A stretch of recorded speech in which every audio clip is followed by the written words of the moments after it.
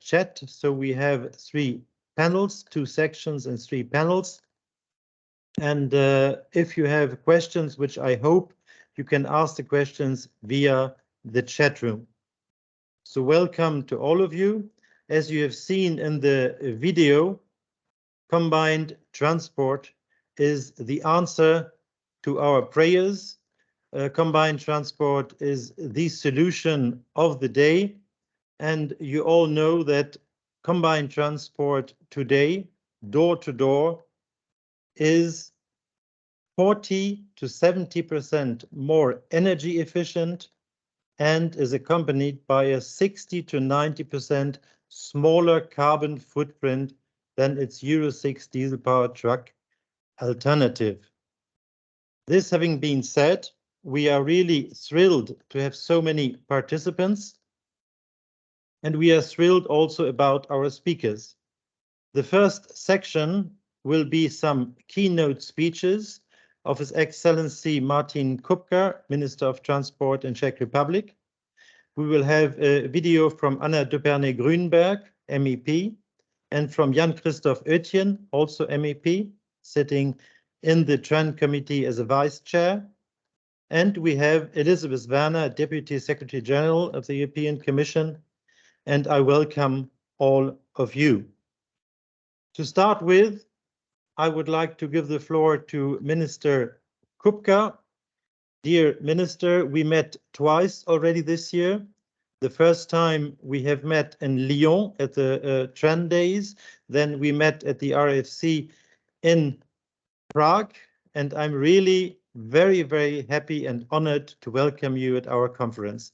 Dear Minister, the floor is yours. Thank you for the floor, distinguished delegates, ladies and gentlemen. Allow me to greet you from Prague and from the Czech Republic.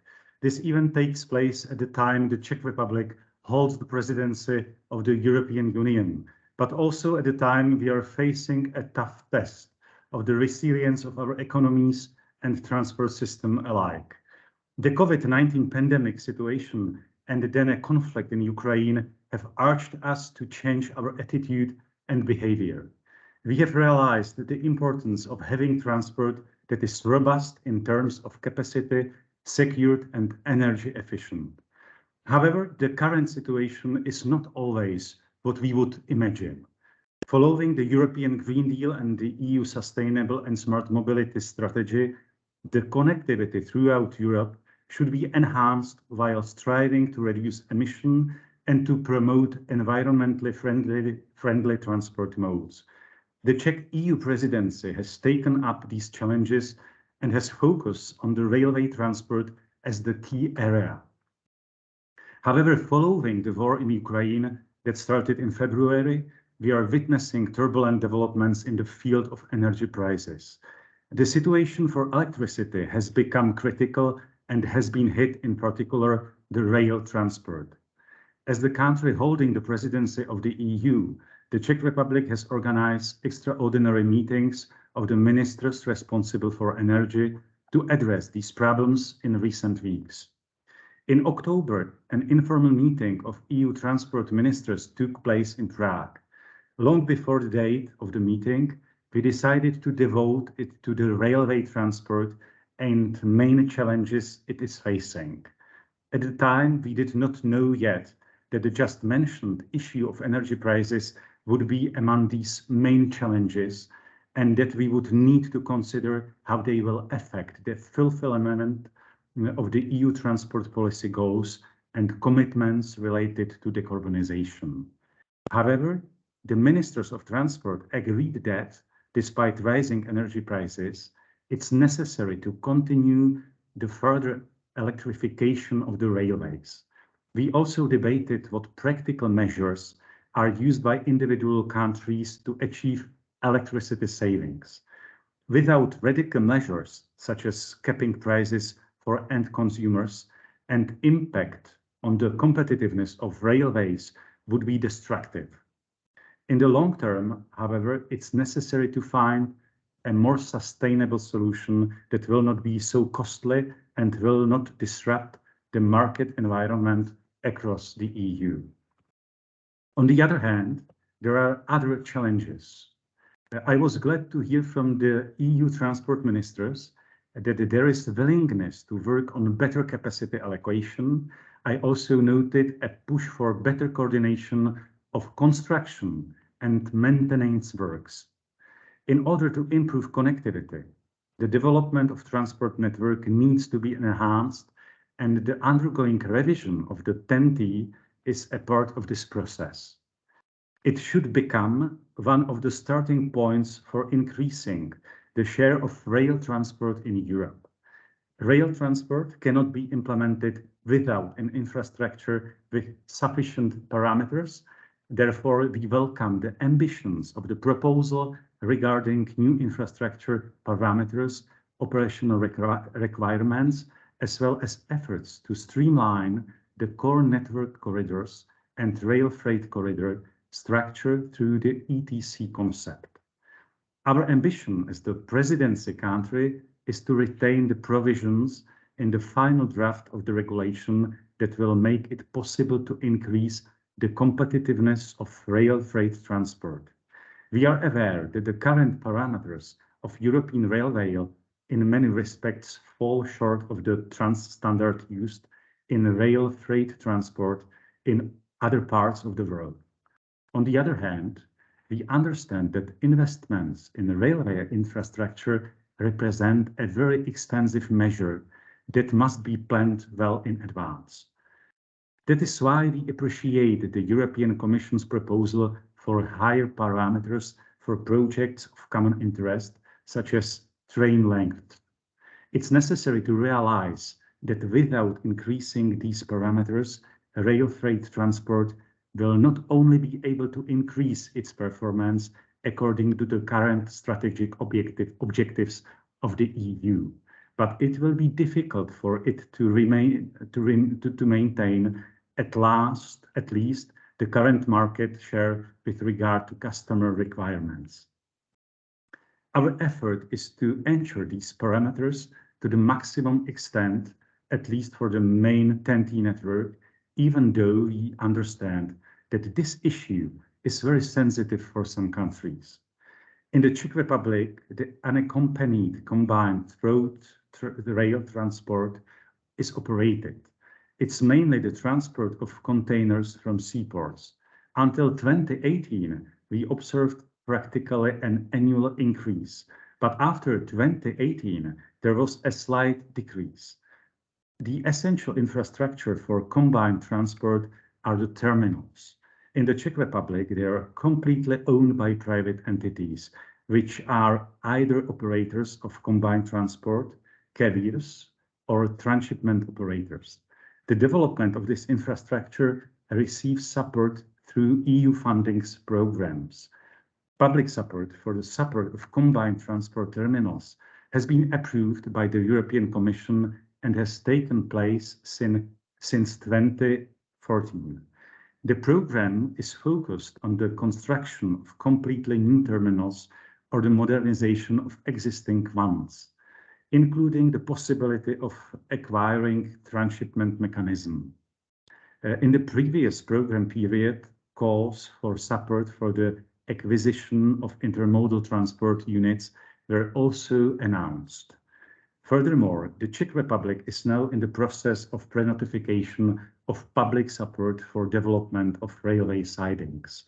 We find the preservation of siding infrastructure, mostly also privately owned, to be crucial for the network of freight rail and combined transport. I believe that the upcoming amendment of the EU directive on combined transport will provide conditions for its development. Hopefully, it will help stimulate the interest of new customers and reassure the current customers in their right decision to choose the combined transport as an appropriate tool to support sustainable transport. The directive on combined transport is primarily a tool for public administration to further support the development of this type of freight transport. Although the combined transport in the Czech Republic is not currently carried out on inland waterways, as the EU presidency, we realize that inland waterways and ports are an essential component of multimodal transport, and we have incorporated this element also in our conclusions on the ongoing development of inland waterway transport, which shall be adopted by the EU transport ministers during the Council meeting on the 5th of December. In parallel, the same Council, we want to adopt the general approach to the revision of the TEN-T network, aiming at modernizing the EU transport system. In order to lead to resource-efficient multimodal transport, the new European transport corridors should focus on modal integration, interoperability, and coordinated development of infrastructure. Ladies and gentlemen, this event takes place at a time that is not easy for the transport sector. I strongly believe that the mutual exchange of experience and opinions will contribute to solving problems, and that the difficulties we are facing today will make us stronger in the end. Thank you for the attention. Thank you very, very much for this very comprehensive statement, dear Minister. We see that the Czech presidency is really doing the utmost to bring forward combined transport, and this with TEN-T. Thank you also for mentioning the new reality we are confronted with. I think beginning of February this year, nobody was even thinking about such a new reality. But we have this new reality and we have to deal with it. In this context, we will have somebody from DG Energy with us later today in our meeting. And of course, we'll also present the third study in the row of CT for Europe campaign, where we will try to define a certain roadmap for the next steps and defining until 2050 what has to be invested in order to achieve our goals. I understood that you don't have more time for the moment being, or is one question allowed, dear Minister? Yeah, of course. But I must say that also currently it's the session of the Czech Parliament, and we will solve the budget for the next year. And if you want to solve the budget, the one question we have in the chat is, what is your opinion about the energy and fuel prices which affect the freight prices also for first quarter 2023? I'm sure that also the measures which were adopted by the ministers who are responsible for energy policy will be really very efficient. And also in Czech Republic, we have kept energy for also freight transport and personal transport. And I think it's necessary measure for better condition also on the railway system and in railway transport. And I'm sure that all states, all member states of the European Union will adopt these measures, or such as these measures. On the other hand, I'm sure that also next strategy for the transport companies and as well for infrastructure will be saving energy in many ways. For example, the Czech Republic has changed the system of lighting in all railway stations. And now we would like to adopt the other measures, for example, savings in the railway network. For example, the switches will be covered less than in the other years.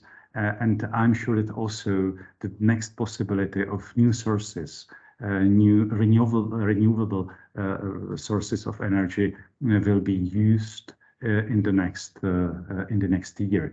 And I'm sure that also new inventions will be adopted to the railway network and to the railway network systems.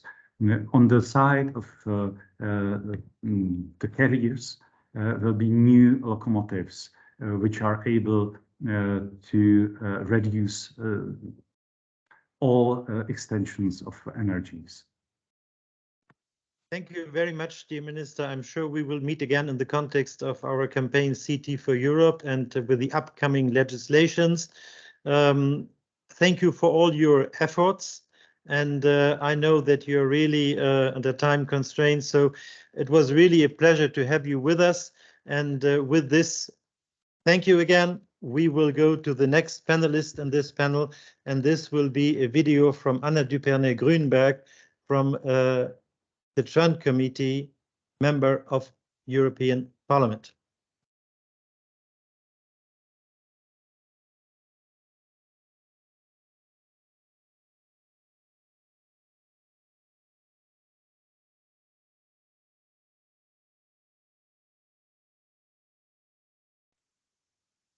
Kombinierten Verkehrs. Ich danke Ihnen für die Einladung zum Europäischen Intermodalgipfel und die Gelegenheit, Ihnen per Videobotschaft viele Grüße aus dem Europäischen Parlament zukommen zu lassen. Wir alle wollen die Gesellschaft auf einem sauberen und nachhaltigen Pfad führen. Doch es ist klar, der Verkehrssektor hat hier noch viel zu leisten und wir müssen es auch schaffen. Viele der aktuellen Herausforderungen sind Ergebnis vertaner Chancen der letzten Jahrzehnte und auch politischer Fehlentscheidungen. Der Güterverkehr ist das Rückgrat der deutschen Wirtschaft und die nachhaltige Lösung für den Güterverkehr ist der kombinierte Verkehr. Er ist die effiziente und klimafreundliche Alternative zu den Lkw-Kolonnen auf unseren Straßen und damit nicht nur notwendig, schlicht ökonomisch.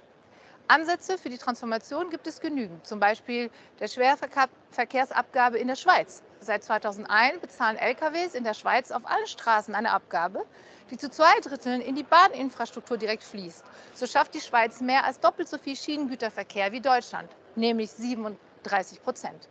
In der EU kämpfen wir noch für ein ähnliches Abgabesystem. Das wäre nämlich so wichtig, in die Infrastruktur sowie in die digitale automatische Kupplung investieren zu können. Ebenso kämpfen wir für ein wirklich europäisches Verkehrsnetz. Aber die Missing Links und auch nur ein langsamer Fortschritt bei TNV in IATMS machen diesen grenzüberschreitenden, so wichtigen kombinierten Verkehr nach wie vor schwierig. Auch beim Punkt Intermodalität ist klar, die Technik ist da. Wir müssen sie nur noch ausbauen und nutzen. Der Bahnausbau, Elektro-LKWs, Ladeinfrastruktur und effizientere Umschlagterminals können uns einen riesigen Schritt nach vorne bringen im Kampf gegen den Klimawandel. Die Studien Ihres Verbandes zu Door-to-Door kombinierten Verkehr zeigen es auch.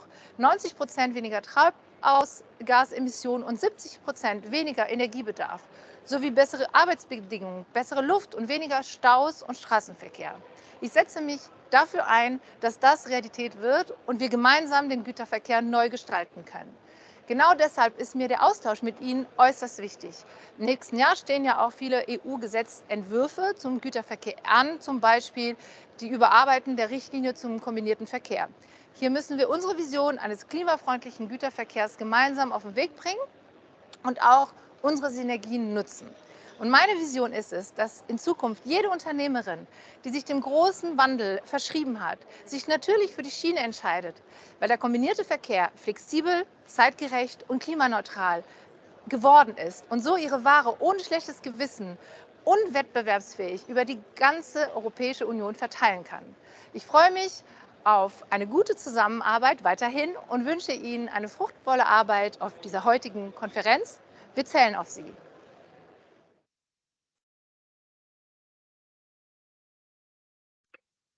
Charlie, you're muted.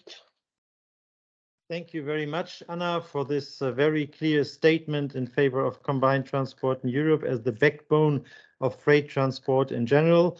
Also for mentioning the modal shift and, of course, the 10T regulation. It's important to state also that we have within the combined transport a majority of cross-border transportation. That's why the interoperability is so important. And it was also nice to hear that in the meantime, combined transport has become much more flexible. The next statement will be from Jan-Christoph Oetjen, Vice Chair, Trend Committee, Member of Parliament. Ladies and gentlemen, decarbonizing the European economy is the top priority of this term in the European Parliament. This comes with raising energy prices, and on top of that, the aggression of Russia against Ukraine. Nevertheless, in the European Parliament, we continue delivering on the European Green Deal with the different files that are in negotiation at the moment. One of the top priorities is to decarbonize transport as well, and for this we need rail.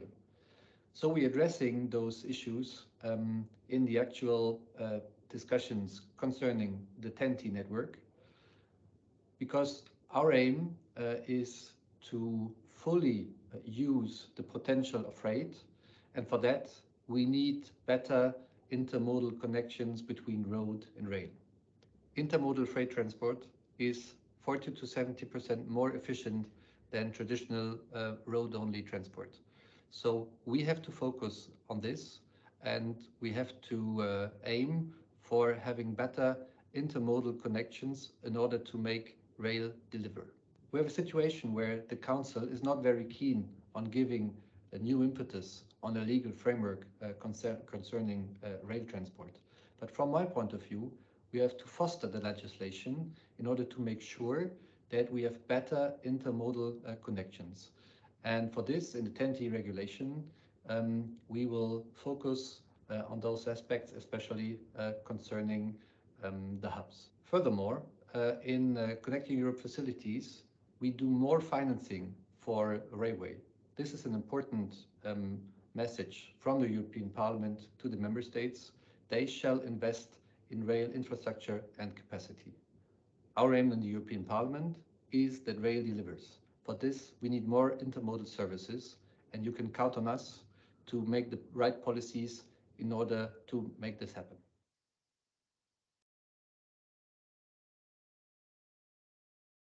Also, a big thank you to Jan-Christoph Oetjen for this very clear statement in favor of decarbonization as a top issue, in favor of the Green Deal, which should not be forgotten, but also in favor of a better connectivity through the TEN-T regulation with the hubs, with the terminals, and of course the address to the member states, not to forget that the legal framework is important and that this legal framework has to be European. With this, I would like to give the floor to Elisabeth Werner, Deputy Secretary General. So she is in the eye of the hurricane, and she will tell us a lot of things about Repower Europe. Elisabeth, thank you for being here. The floor is yours. Good morning, and thank you very much also for giving me the opportunity from the Commission side. Our priorities for the months ahead are to deal with two challenges. First, of course, Russia's war of aggression in Ukraine, and then the economic impact and the high energy costs on the one hand side. But secondly, and increasingly visible, climate change impact. Climate change is not waiting. Both of them seriously affect the economic situation, and the two are linked, and transport is at the heart of our response to the two. So I thought that I would mention three things to you in terms of the bigger picture. The first one being, of course, the green transition, which cannot happen without greening the transport. The second is how security of infrastructure has once again come to the fore of our attention. And finally, how logistics also play a key role in our support to Ukraine.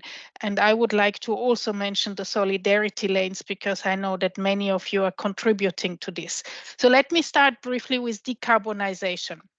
You know, the Green Deal, the target of achieving minus 55% emission reductions by 2030. And then this is already in the legislation thanks to the EU climate law. And there is a deep transformation taking place. We are also making very good progress on the package Fit for 55 of legislative proposals. Three proposals or initiatives relating to climate are already agreed in the trilogues, and the other ones are progressing. new cars rolling on our roads should be clean by 2035. But as a corollary, we also need to boost charging infrastructure. We need to incentivize sustainable fuels, and we need much more electrification to play an increasing role. We're also having our eyes now on hydrogen, a nascent market where a lot remains to be developed. With the European Green Deal, the Fit for 55 package, we set these targets. They have become much more urgent and much more important in the eye of Russia's war on Ukraine. It has been a very stark reminder for the EU that we need to end our dependence on Russian fossil fuel imports and on fossil fuels more generally. Our priority is to ensure that companies and households have affordable, secure, and clean energy. And what this means is a diversification of supplies and a massive rollout of renewable energy. That's the heart of the transition. Luckily, and this leads me to Repower, we also have support measures at hand. The Commission published a vision on how to phase out our fossil fuel dependency on Russia well before 2030, and that is Repower EU. And there is a whole plan on how we will accelerate renewable energy and replacement of oil and of gas. We have proposed targeted amendments to the Recovery and Resilience Facility regulation. You're very familiar, I suppose, with the RRPs, the National Recovery and Resilience Plans. In our proposal, and I very much hope that the Czech presidency will be able to conclude the trilogues on this amendment. In our proposal, we suggest that each of these recovery and resilience plans should have a specific new chapter on reforms and investments, specifically on energy, on boosting energy efficiency, on decarbonizing industry, transport, and on increasing the share of renewable energy. All this, of course, goes hand in hand also with permitting procedure and with zero emission transport and its infrastructure, including the railways. Another element, and a very important one, of Repower is also energy savings. The minister alluded to it. Savings are essential. It is about behavioral changes, but it is also very much about the investments to reduce and to cut gas and oil demand. And here transport should, of course, also play a key role. The discussions on this are very intense at this moment in time. And as I said, I really do hope that we can conclude them in December. But the second thing I wanted to mention here, having the opportunity to talk to you, is the criticality of infrastructure. The presumed sabotage of Nord Stream 2 has underlined once more how important it is to prevent, but also to prepare to cope with threats, be they physical or be they cyber or, of course, hybrid threat. We have put forward as the Commission some recommendations to the Council that, again, I hope will be adopted in December, how we can step up our preparedness and also our coordination to strengthen resilience of the critical infrastructure. Most notably, what we propose is stress tests of our critical infrastructure, to start with energy, which is very much at the headline news today, but also a blueprint to coordinate on incidents and crisis. And of course, transport infrastructure has always been of common European interest and has always been at the heart of our contingency planning. That's why let me remind you also the contingency plan for transport, which was presented in May, which draws some lessons from the COVID pandemic, but I think more important now, building resilience on cyber attacks, resilience on testings, and having a protocol how we would react to an incident. Finally, and on a more optimistic and positive note, let me underline how important transport is in our support for Ukraine. And the example I want to cite here is, of course, the solidarity lanes. On the 12th of May, the Commission have put forward this context. It was very much in the light of food security issues, as Ukraine was unable to export cereals over the Black Sea. And we thought the only way to make sure that the needed food comes to the world market is to increase the capacity and the transport over the land routes. And that's, of course, where Ukraine needs to be integrated in the trans-European transport networks and how capacity on these land routes needs to be beefed up. And it has been a resounding success. I think the solidarity lanes have allowed Ukraine to export more than 34 million tons of goods, but it also is the one route that allows them to import needed goods now. The Commission has established a matchmaking platform, and I guess many of you are also part of this platform, bringing together all parties, national contact points, Ukrainian authorities, and market players. We also have a lot of support from our international like-minded partners, and we have very recently, on the 11th of November, have a joint declaration with frontline member states and importantly, the banks, the European Investment Bank, the European Bank for Reconstruction, and the World Bank Group, jointly announcing the mobilization of 1 billion euros to increase the capacity along the solidarity lanes as a lifeline for Ukraine's economy and to increase global food security, but also really in the long term to bring Ukraine closer in the transport, linking it better in the connectivity. So we will, from the EU budget, urgently dedicate 250 million euro grants to the solidarity lanes, border crossing points, access routes, mobile equipment, and of course, once again, very importantly, the Connecting Europe facility and regional funds to support the capacity increase and the infrastructure developments. Finally, I should like to mention also the land transport agreement with Ukraine and Moldova. This has also been modified to take into account the necessity of the situation, and we will propose to extend them so that they can continue as long as necessary. To sum up, this is a broad challenge. We have a number of urgent situations that we need to address, and the climate change and the air pollution are not stopping because of our emergent crisis. And the trick really is how we can address both of them at the same time so that our emergency interventions don't run counter our long-term objectives.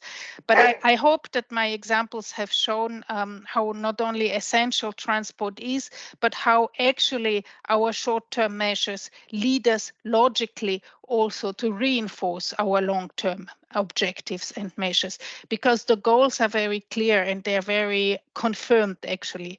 And while the outlook for the next year, 2023, is highly uncertain and it will not be altogether easy, I think we should also take the time to appreciate what has already been achieved and continue. And I think your introductory video showed that very, very well. Congratulations on that. Thank you. Thank you so much, Elizabeth. Thank you for bringing us back to the challenges of the moment, of the times, talking about the war, about the energy crisis, but of course also about the climate change impacts. We are in the green transition. You're doing a lot with Fit for 55. We are also very happy that combined transport is mentioned in different papers on energy, but also in the Green Deal. So energy efficiency will be the big topic also of our second panel today. And the measures you are taking towards solidarity lines, and also mentioning that the corridors do not end at the EU borders, but are part of broader corridors, is very, very important and to our heart. There's one direct question to you, Elizabeth, in the chat. And you have been, before your actual position, responsible for road and rail at DG Move. And the question is, What is your opinion about the speed in which the road transport transition takes place compared to the rail transport and optimization process? Will it not disable the speed up the process to transfer cargo from road to rail? This is a question in the chat directly addressed to you, Elizabeth. Yeah, many thanks for the question. I think the modes, all of them, road and rail, but also, of course, inland shipping, aviation, all of them really need to work together. And we need to think increasingly about the transport system as a whole. I would like to also whet your appetite for the mobility transport data space, which I hope will be a big facilitator of this. The lesson I draw from the recent events is that we are actually capable of changing very, very quickly if the situation allows. So probably it's the sense of urgency that needs to build up for the changes to happen. But I was also reflecting, listening to the ministers and previous speakers, that we are on a quite good track with the legislation. When I was in DG Move, I remember the preparations we had for the 10T modifications, the parameters, the standards. I mean, this is going to happen now, and I really hope that it will be a game changer. Thank you very much, Elizabeth. With this, I would like to close the first section. Thank you very much to all of you for having been with us. And we are coming to the first panel with Andrea De Bernardi from Mercitalia Intermodal, Carsten Hemme from Pan-Europa. We have Nicola Ginn from SNCF. We have Peter Kisch from Metrans and Michael Stahlhut from HUPAC. So mainly customers of the rail system. And in order to start, I would like to come back now to the new reality and give the floor to Peter Kisch, who will set the scene on this important topic of the new reality. Peter, the floor is yours. Thank you very much, Charlie. Good morning, ladies and gentlemen. It's my honor to be present at the third summit and to do the introduction to the section which is called the new reality. The new reality we have heard already in the speech of Charlie. We have heard this also from Minister. That will be the two words that will bring us through the day, and they will show the unpleasant situation of our daily lives, our daily operation. The new reality began maybe in the second half of 21, and it began to have an impact on the intermodal rail freight. It began with a declining in a punctuality performance, which can be traced back to simultaneous post-COVID restart of passenger services and, of course, the works on the rail tracks. We can only guess the reasons. What are the reasons of this declining punctuality, declining of our performance? It can be guessed that the traffic managers restarted the works, and we can guess if it is also having something in common with the less or a lack of coordination by the management works. Freight operators and our customers at the same time got used in the previous times that our quality, our punctuality, our reliability get better during the lockdown period. And again, we can guess what was the reason. What if the reason was less passenger traffic on the rail tracks or the suspension of the works. But we can say that not only these factors are influencing our daily life, our daily operation, the new reality. The disruptions on the seaside are also having a big impact on the hinterland traffic and the hinterland development. Previously, the intercontinental shipping was reliable, became unreliable, and is having an impact on the ports, on the hinterland transportation, and then again on the capacities of our rail tracks. Again, we are coming to the result. What is the result? The declining of the quality of our combined traffic. We can say that after the turn of the year, the situation became even worse. Several member states decided to intensify their investments into the rail infrastructure, also using the Recovery and Resilience Fund.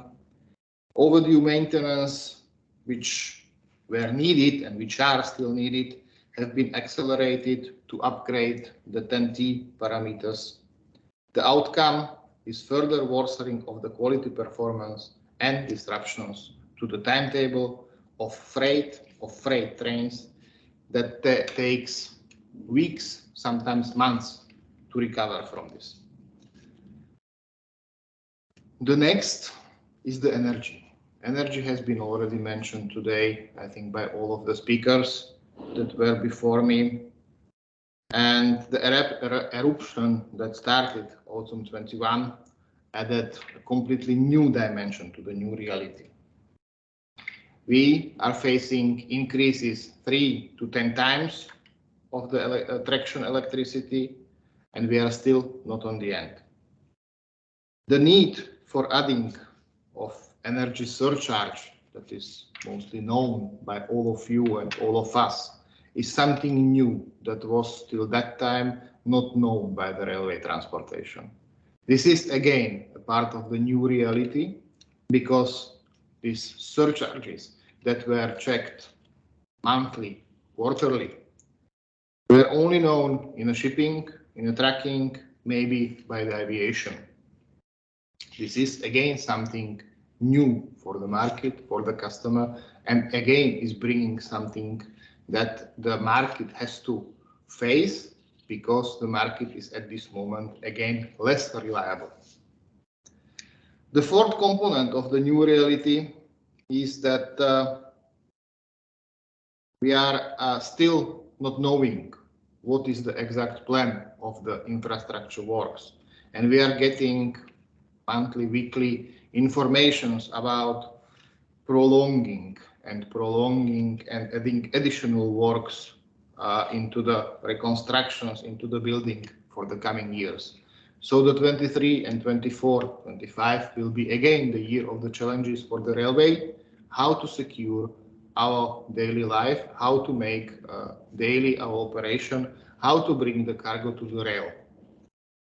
We are living in a constant time where we are facing line closures for which we don't have bypass solution, certainly not in the quality that we are used on the main track, but we need to maintain our services because we have addressed altogether this, and this is also one of the purposes of the summit today. Rail is the future. Some of the infrastructure managers already could not issue even the capacity or bring us or guarantee us the capacity for the next year. And we will see again a drop in the timetable path for the year 23. This is really a new reality of the rail freight. Fewer train paths, which will maybe make the rail again less competitive.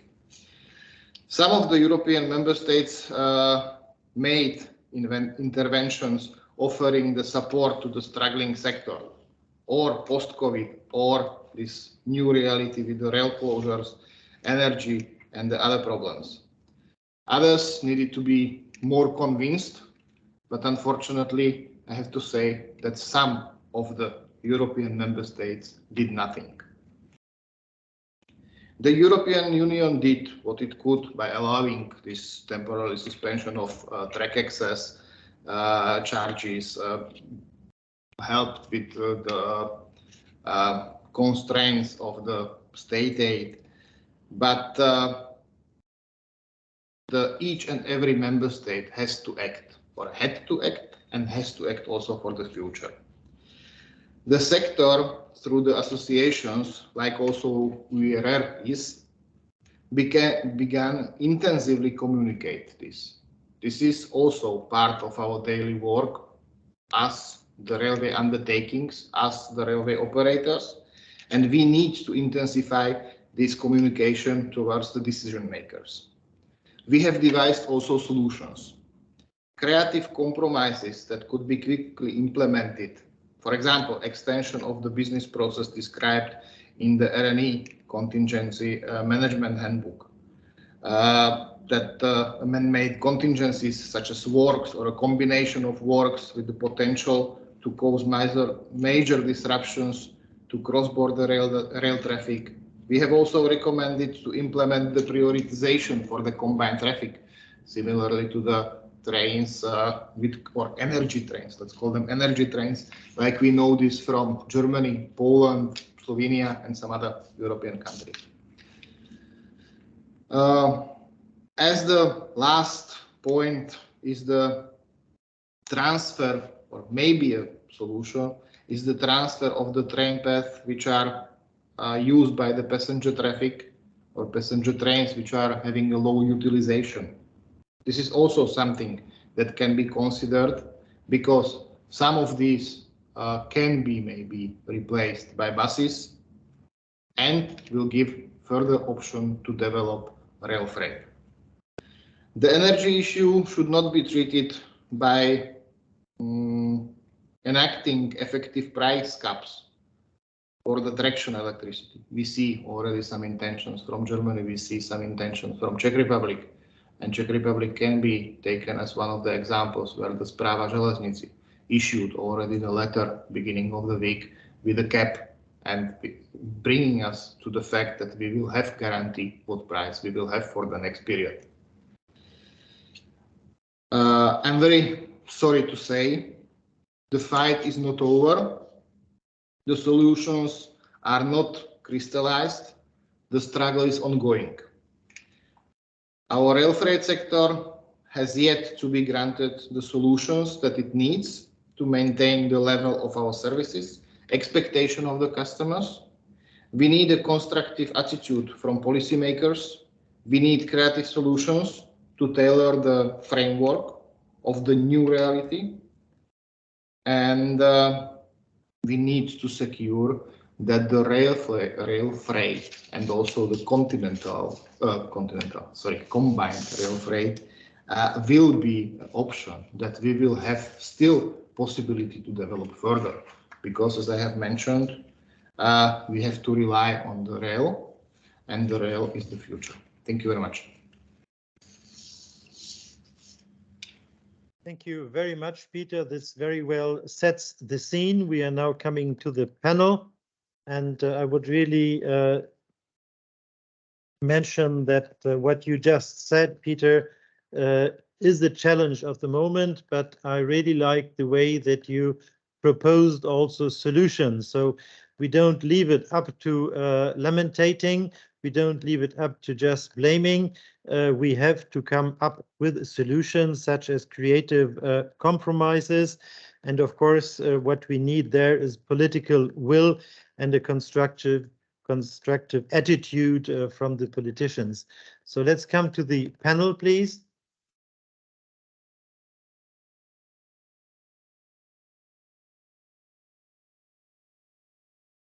Mateusz.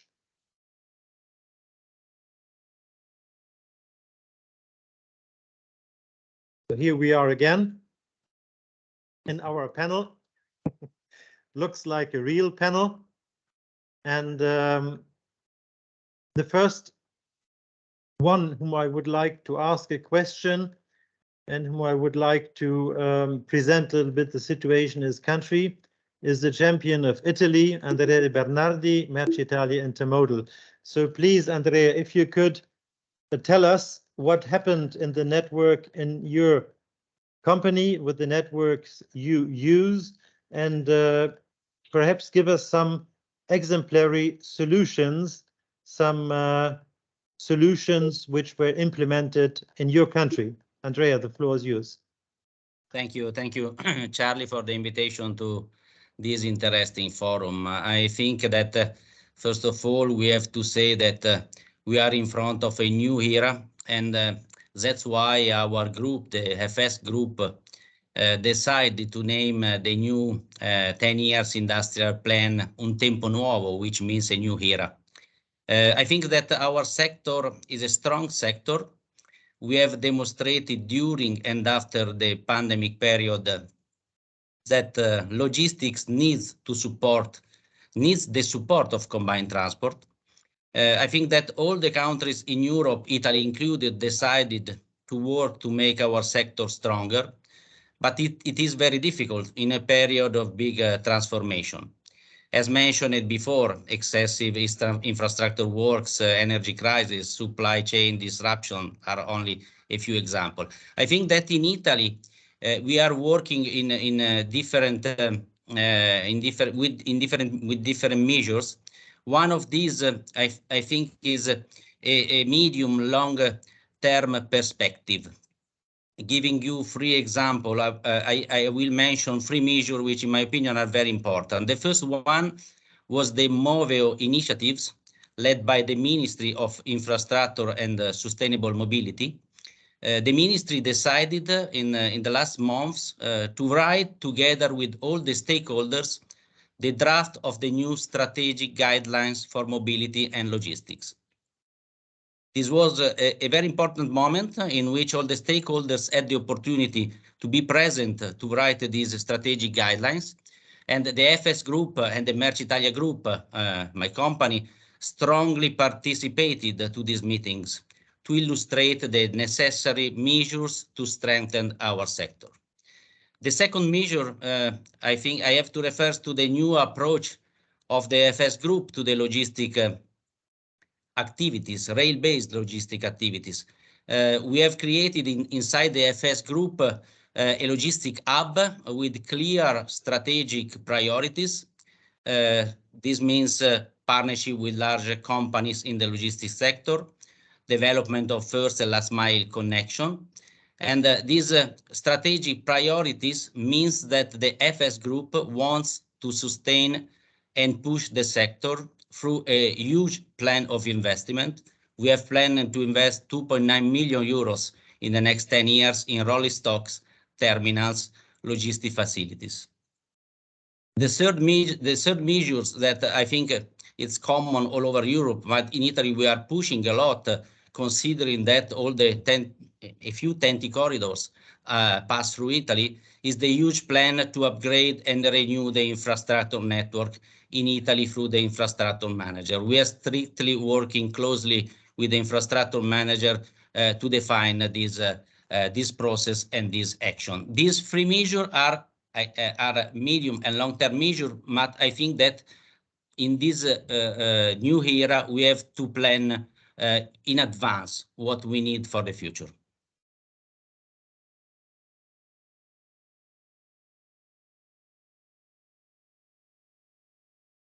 Thank you for this very clear statement from Italy. So we have to define strategic priorities. We need plans of investment, and the Tempo Nuovo, which we are in, needs solutions, needs answers from all the parties involved, not only from one side, but really it's a collaborative approach. We need to do it together. This is what I retained from your statement. Thank you very much, Andrea. Let's come to Germany. Let's come to the customer of the CT operators. Carsten Hemme, you are representing the customers of all the CT operators, and you're facing the same new reality than all of us. What is your experience so far, and what would be your advices? Carsten. Yes, good morning to all of you in the beginning. We all are facing the new reality, I think, even not in the business case, nor in the private areas. So we realize at the moment the new situation with our customers in that way that we have a lack of loadings at the moment, and no one knows how goes it on in the next year. So no one knows at the moment what will they produce, what will they have to transportate, and at the moment we see the market of the road is reacting already with more capacities, free capacities, and better prices. But to be honest, our customers are used since years, that they have an getting lower quality in the infrastructure. And in our case, we are 100% on combined transport, and we stay on it. We are not investing in new lanes, but we try to hold our capacities with our customers for a long time period, because the situation on road is only now at the moment a little bit better. We think so.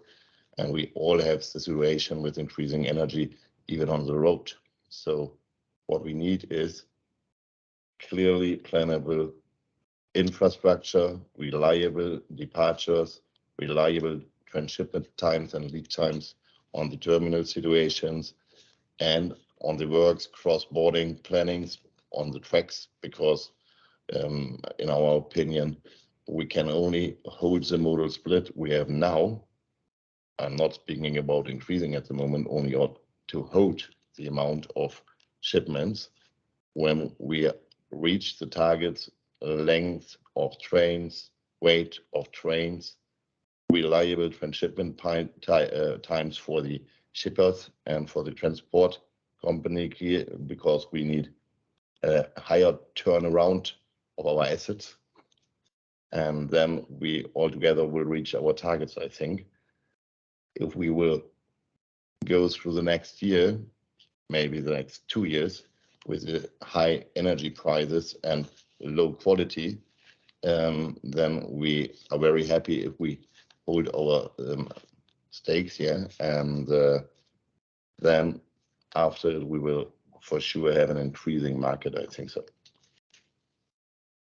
So thank you for closing on a positive remark, because what I understand from you is what you are asking for is better prices. What you are getting is lower quality, right? No, not better prices in the end, because as I said, we have the same increasing situation on the road. Yeah, we have a loss of drivers. We have increasing asset costs on trucks. The truck is increasing 30%. Yeah, what we need is reliable infrastructure, reliable terminal situation, a better planning and harmonization on the rail, lengths, weights, and so on. We need to harmonize in the end in Europe, because in many countries we have different kinds of regulations, even on first and last mile, on weight, on lengths of trains, and such situation we should use to make same conditions in the end all over Europe, and then we will get better price by cost of one transport in the end from alone. So thank you, Carsten. I don't come automatically right. Once we will have the required harmonization and standardization in Europe, there will be a positive effect.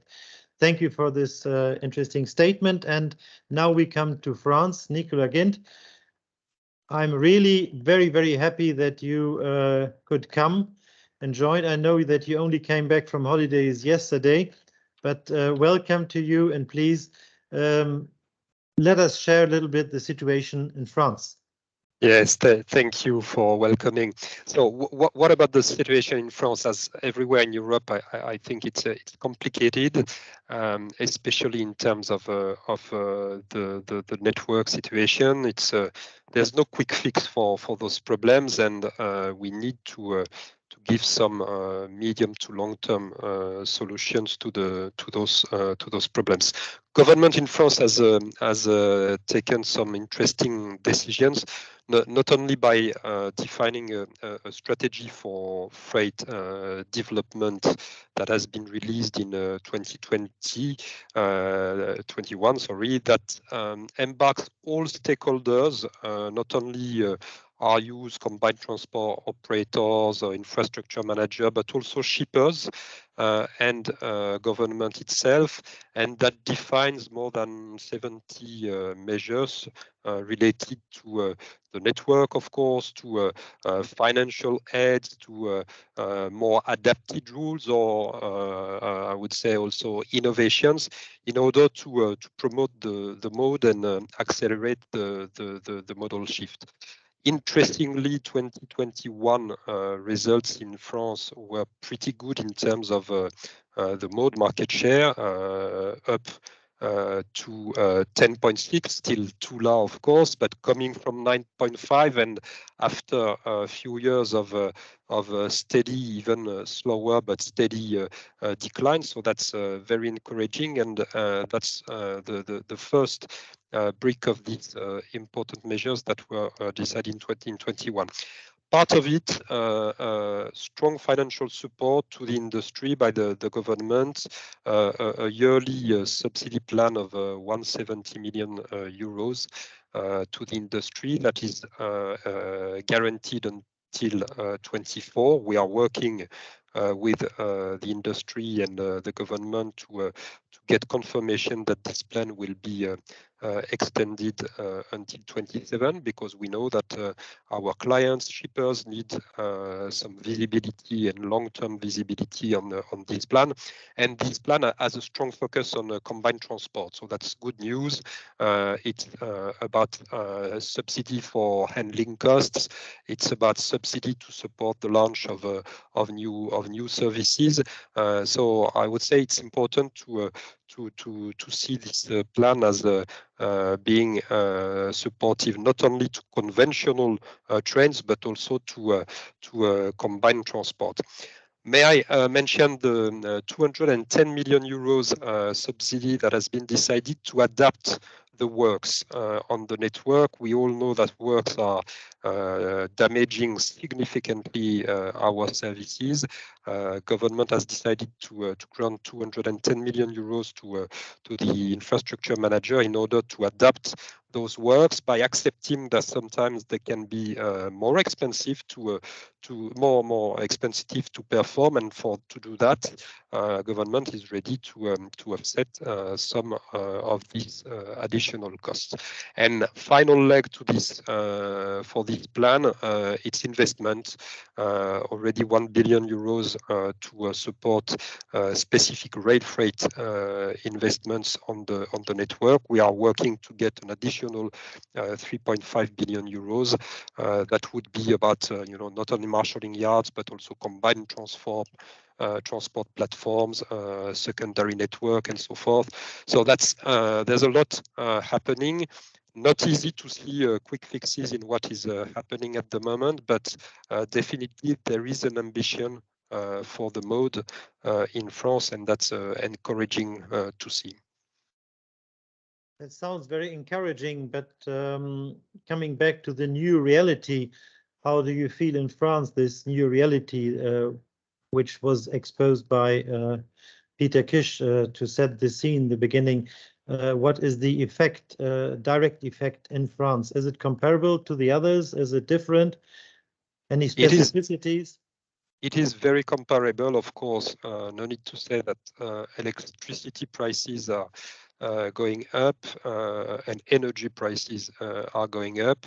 The industry last year decided to go and engage with the government to get some support on this very specific energy price increase. Altogether, the industry has assessed the impact of this energy crisis to 55 million euros a month. Government has offered to support the industry through 21 million euros grant. So that's definitely not enough, and we as an industry had no option but getting from the client through price increases an additional support. But we had more than a third of these additional costs taken by the government, and we are working 23. Definitely 23 looks even worse. We have yes, factor 4 or 5 in terms of energy price increase. So definitely this crisis is not over, and that's something that takes a lot of energy at the moment to find supportive measures from the government. Takes a lot of energy. That's exactly the right word, the right way sure. to put it in these times of energy crisis. Thank you very much. And what we are asking for is intermodal development plans in every country. I really like the initiative 4F, and I know that GNTC, our partner in France, is very much involved as well. So that's good that at least there is a positive note at the end. Thank you, Nicolas, for that. And it's also encouraging that the modal share last year went up from 9 to 10%, more than 10%. Spain is at 4%. The average in Europe is at 17%. So there is room for improvement, but I think there are also ideas how to get there. Thank you, Nicola. Let's come to Michael Stahlhut from Switzerland. No need to introduce you, Michael. Just tell us how you see the situation and how you deal with the issue and challenges of the moment.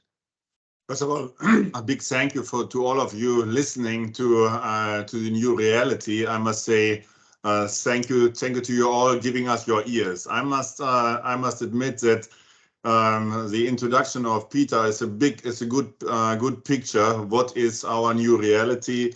Our companion currently on a longer path is disruption. And I guess that we will have a mutual hiking path with this new companion over the next years. 1,000 impacts on the infrastructure due to various reasons per year. 10 times higher energy. Track works uncoordinated, which we discussed over years. Corona is still impacting also local drivers. That means capacity and quality is going down. And that capacity went down over the last months by 10 to 20%. Quality significantly. The European logistics aorta, the Rhine-Alpine corridor, is really in an emergency room, I must say. And we, being the doctors, we are trying to put our hand at this patient. And what we are doing with the market, we are doubling reserves. We are doubling our wagon reserves. That means we are doing this just to stabilize this ill patient.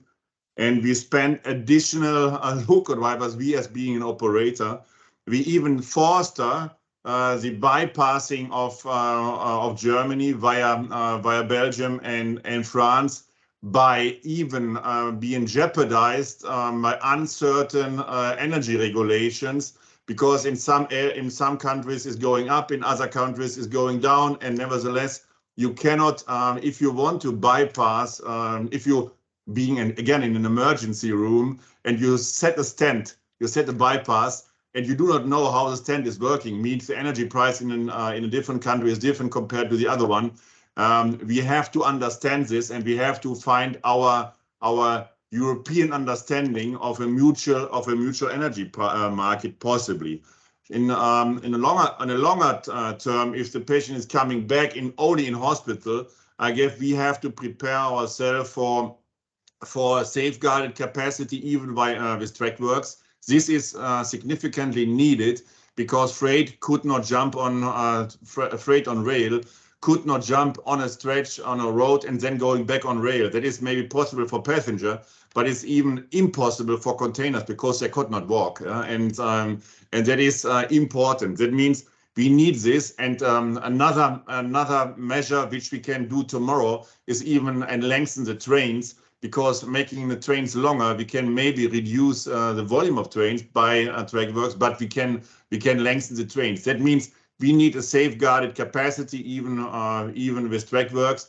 We have to spend our own reserves. That means we have to do our homework, but we need also the help of the infrastructure managers to understand that longer trains are quite an issue.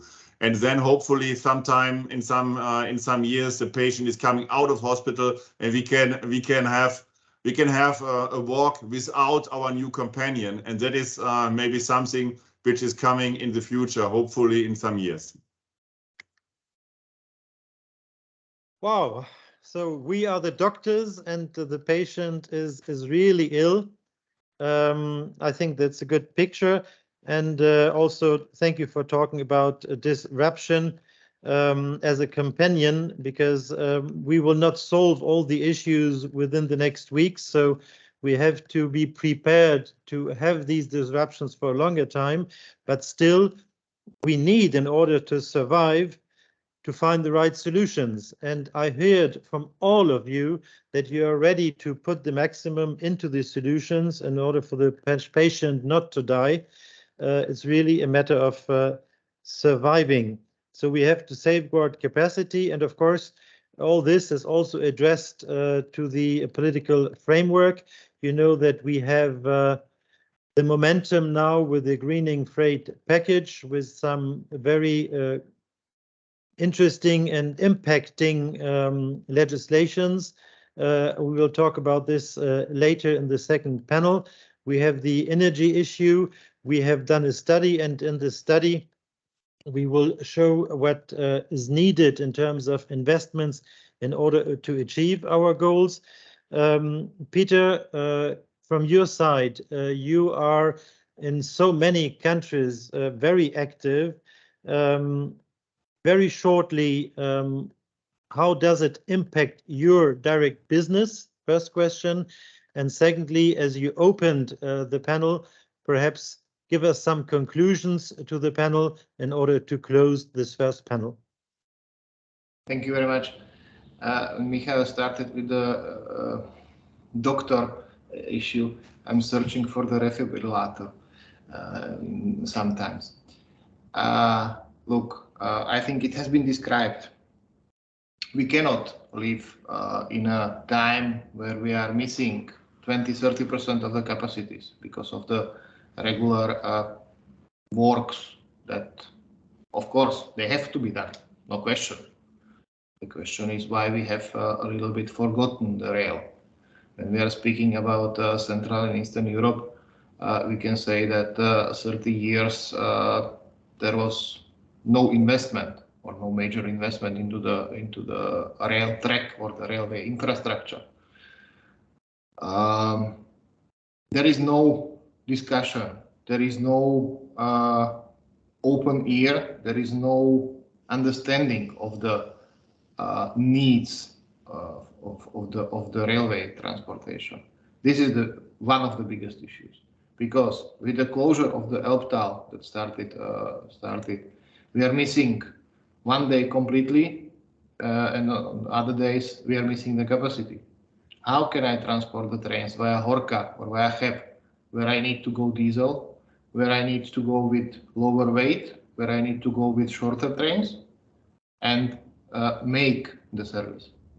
If I would have maybe 30%, 40% more assets, more people, then maybe I would do the same number of departures and the same volume like I did last year.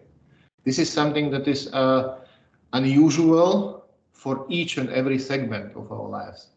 If this would be the issue of some other segment as the transport one, I don't think so that the segment would even work further, and we would see major and major disruptions of the sector.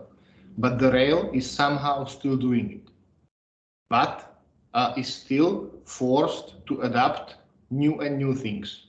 When you are having the discussion with the infrastructure managers, then what will happen if the train will not come? For the infrastructure manager, nothing. But for our customers, for sure, it will happen something. And when we will not bring the train, then we will have the disruption, further disruption in the supply chain. And rail has also shown in the pandemic that rail is one of the modes that was able to carry on also during the pandemic when the trucks were stacking on the border. And at that time, it's surprising, but at that time, everybody was listening. But now we have forgotten what we have on the rail. And it doesn't matter if we are now speaking about France, Switzerland, Germany, or Slovakia. Everywhere we have forgotten what we have on rail, sorry to say. So I think this was a brilliant conclusion, not a too positive one, but not a negative one, because there still are solutions. So what we need is open ears. We need the assets. We have an unusual situation. Unusual situations are asking for unusual solutions in order to deal with the disruption, which is coming also in the future.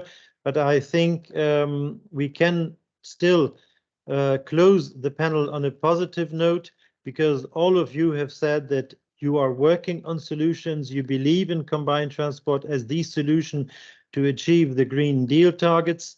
So let's come to the next panel after a break of a little bit more than 10 minutes. We will see each other again at 11:30 sharp. Thank you very much to all of you, and let's be positive. Bye-bye. Bye-bye. Thank you.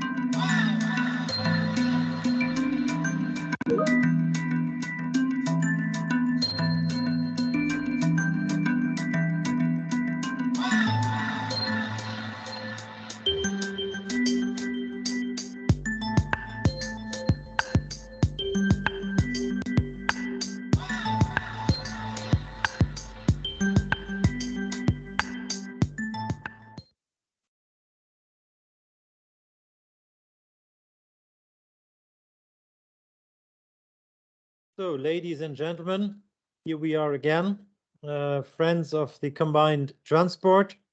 Don't be discouraged by what you just heard on the new reality. We will do the utmost that combined transport will still be the solution for the future. And of course, we have heard the customers, we have heard the politics, and now I would like to come to section number 3 on intermodal transport's roadmap to decarbonizing freight transportation. We will first hear Dr. Lisa Löbling, then Maria Koidou from the Commission, and then in the panel, Ben Bernard, Renate Glisic, Josef Doppelbauer, and Peter Reinshagen will discuss what they understood from the study and how they want to implement it, and of course, come with their own ideas on how to be the right doctor for the patient, which is the transport system in Europe for the moment.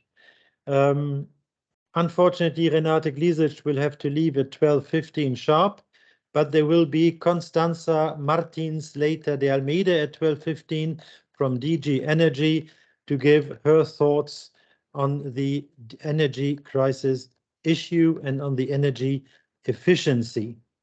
So this is what we plan. Unfortunately, Bernhard Ebner can not be with us today because he is in bed with COVID, and we wish him all the best from here. I would like to start with you, Lisa, Dr. Lisa Löbling, Senior Consultant from Define. Please, the floor is yours. Tell us the results from the third study on the roadmap to zero carbon combined transport 2050. Yeah, thank you very much for the welcome and for the introduction. I hope everybody can hear me and see my screen. Yes. Perfect. So I'm very happy to present you today our roadmap to zero carbon combined transport. This is a study that is already our third study that we conducted in the framework of the CT4EU campaign on the topic of zero carbon combined transport. In the first study, we assessed the energy savings potential of combined transport, which is, depending on the relation, as you already said, between 40 and 70% compared to road trucking. And in the second study, we had a look onto the technologies to enable zero carbon combined transport, and we found they already exist today. They just have to be put in place. And that is where we now have our third study, the roadmap towards zero carbon combined transport. What does the sector, or what does the transport sector face in Europe, and what needs to be done to enable decarbonization and the spread use of zero carbon combined transport. And without further ado, I'll come to our study. The study itself is divided into 4 sections. The first section is focusing on the projection of freight transport until 2050.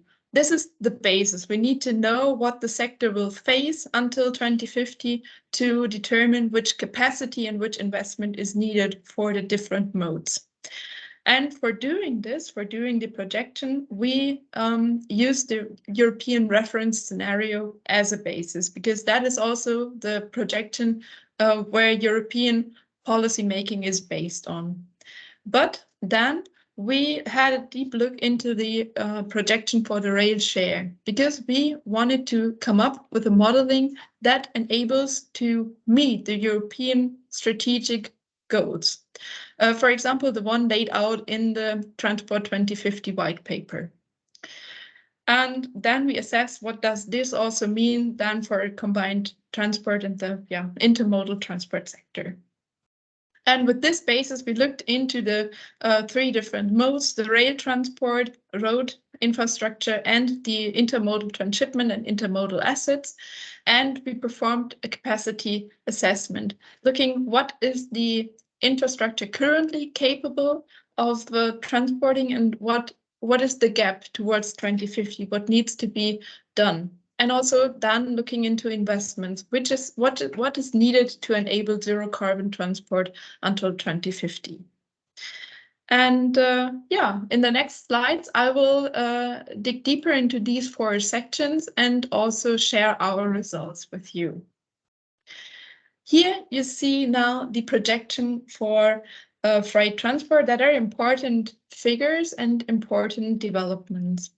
On top, you see the development of inland freight transport according to the European reference scenario. And you see from 2020 to 2050, the sector will face an increase by 51%.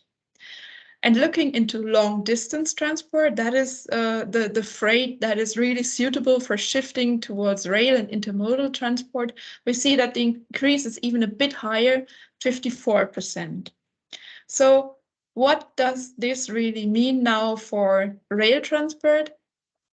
While still having in mind, we want to reach the European objectives for freight transport.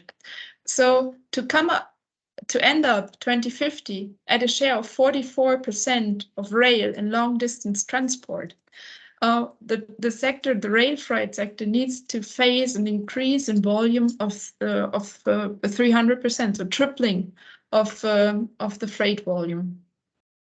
And this translates also into a doubling or a bit more than doubling of the number of trains. You might now think, why is that not proportional?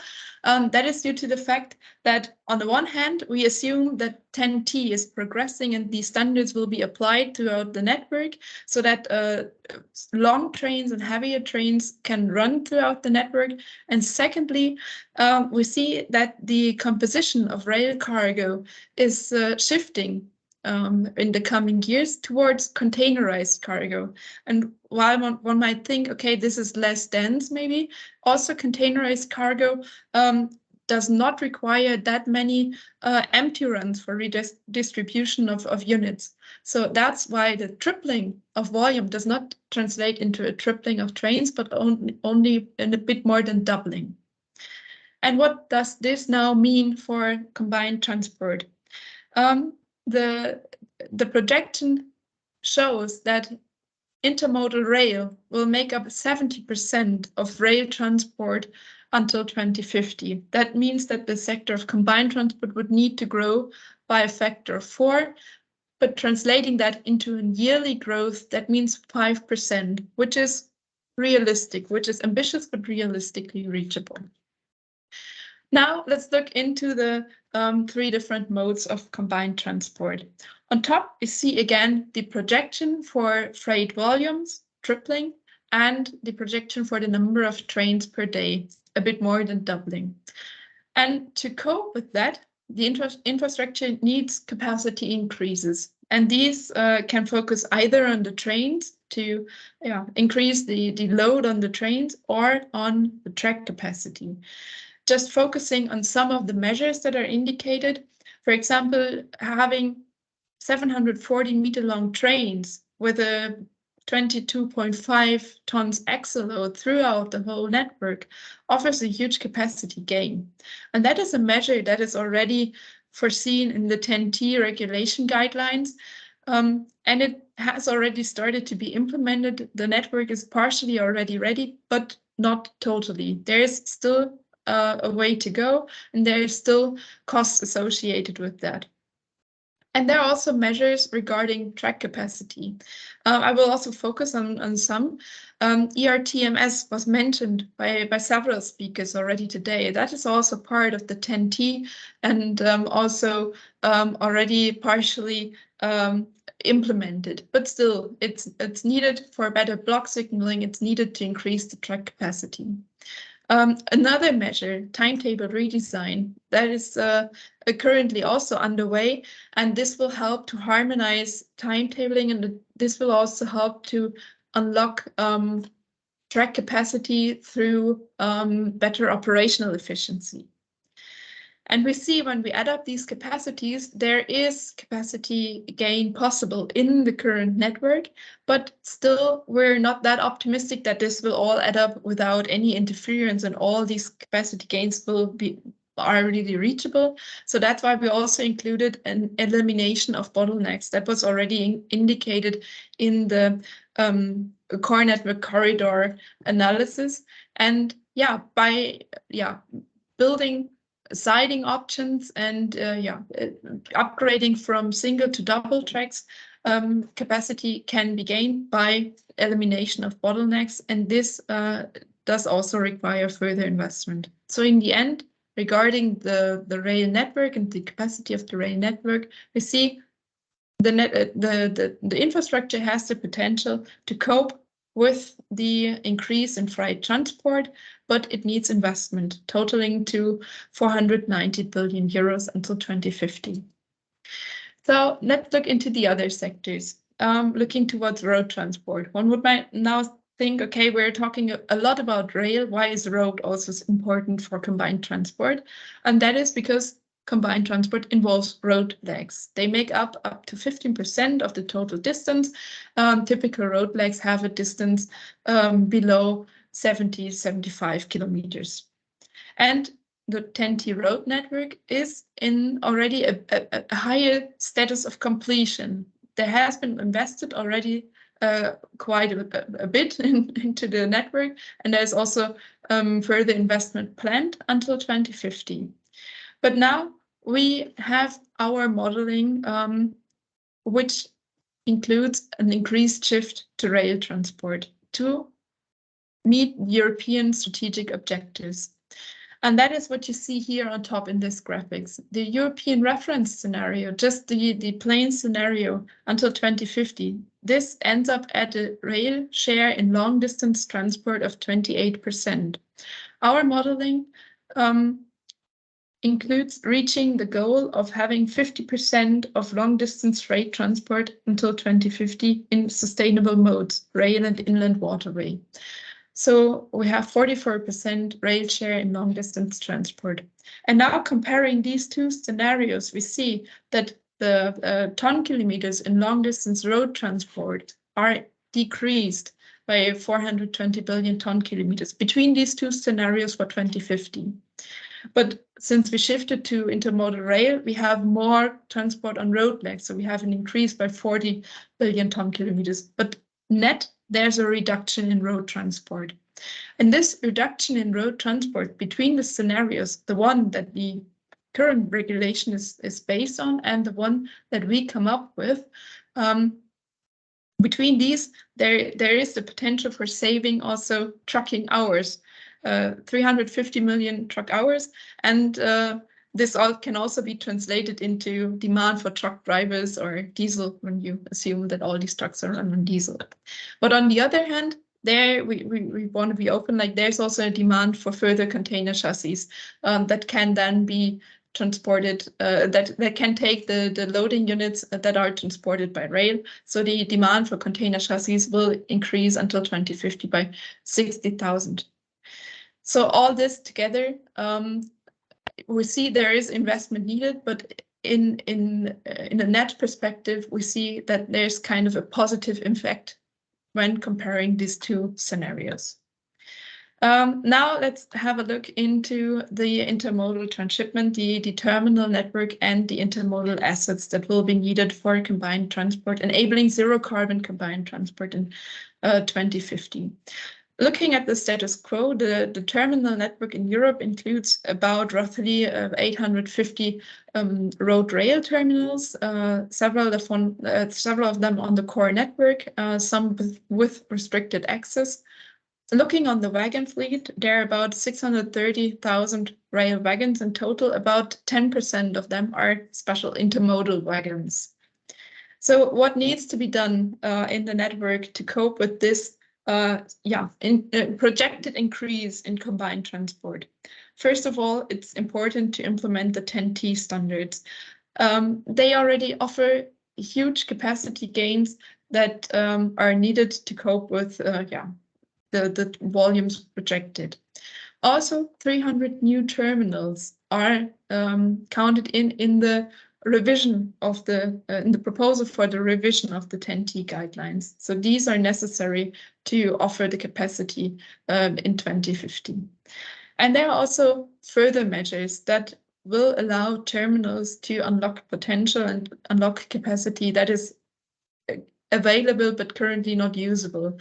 For example, digitalization through OCR gates by decreasing bottlenecks at the gates, but also through optimization of operational efficiency through, for example, edict, ELITA, and also EFTI, digital freight transport information, to allow to improve operational efficiency. The timetabling that I already mentioned for the rail, for rail capacity improvement will also improve capacities in terminals, since this offers a better operational efficiency as well. Looking at the intermodal fleet, at the wagon fleet, new wagons will be required. The wagon fleet needs to be increased by 170,000 wagons until 2050, and therefore also an investment is needed. This, at the bottom line, totaling this, there is investment need of about 47 billion euros until 2050, but with that, the capacity to have a fourfold increase in combined transport is possible. And with that, I would like to come to the summary and highlight a few numbers that you can keep in mind. We projected the freight volumes for Europe, and you see that the tripling of rail freight volumes is needed until 2050. That will translate into a bit more of doubling the number of trains. But with that, European climate objectives are reachable, 44% of long-distance rail shared transport. And the comparison of the European reference scenario with this scenario meeting the objectives offers a net decrease in truck hours and truck drivers, and assuming that all these trucks run on diesel, also a reduction in liters of diesel consumed for road trucking. Now looking onto the roadmap, because that is the name of our study, what is needed and what are the milestones until 2050? We need the TEN-T regulation, the revision of the TEN-T regulation and the measures that are suggested in there. We need the new CT directive and the timetable redesign. These are until 2050, all these are planned until 2050. And additionally, we need investment, about 490 billion into rail infrastructure, which is 16.3 billion per year. We need investment into intermodal assets, that is 1.6 billion per year, and this offers the decrease of road trucking coming with the usage of trucks and the demand for drivers. So I would like to conclude with my take-home message for you. Zero carbon combined transport is technically possible already today, and now it needs the investment to enable the widespread use until 2050. Thank you. Thank you very much, Lisa, for this very good summary of the study. 490 billion euros needed investment in infrastructure in order to achieve the target of 70% share of CT in rail transport. And the other important message is that road is always very important for combined transport. Thank you for this presentation. And as Maria will have to leave at 12 o'clock sharp, I will give the floor to Maria Koidou, Policy Officer D1 DG Move. I think all of you know Maria very well. Go ahead, Maria. What is your reaction to what you just heard? Thank you, Charlie, and thank you for the previous presentation, as well as everyone who talked before me. It's been very interesting. I find the study a very interesting study. Me being a very pessimistic person, I think it's quite optimistic. But that's why we asked you to react. The Christmas season has started, so maybe it's a good time to be optimistic. No, I think it is possible. I'm not denying that everything is possible. All the things that are mentioned in the study are possible. The question is whether we as the EU, the member states and the industry all together are actually have the motivation really to do that. And I think that really is the important point, because still quite a lot needs to be done, both and on the regulatory side as well as on the investments, and that's absolutely clear. And what needs to be done has been highlighted very well. TEN-T revision is ongoing. It is at the moment with the council or with the co-legislators, and we can only hope that what comes out of the council and the parliament will be as ambitious as the commission proposal when it comes to the terminals as well as the network itself, the conditions set there. Because it's absolutely clear that for intermodal transport to take place, if you don't have terminals, you can't do intermodal transport. It's just as simple as that.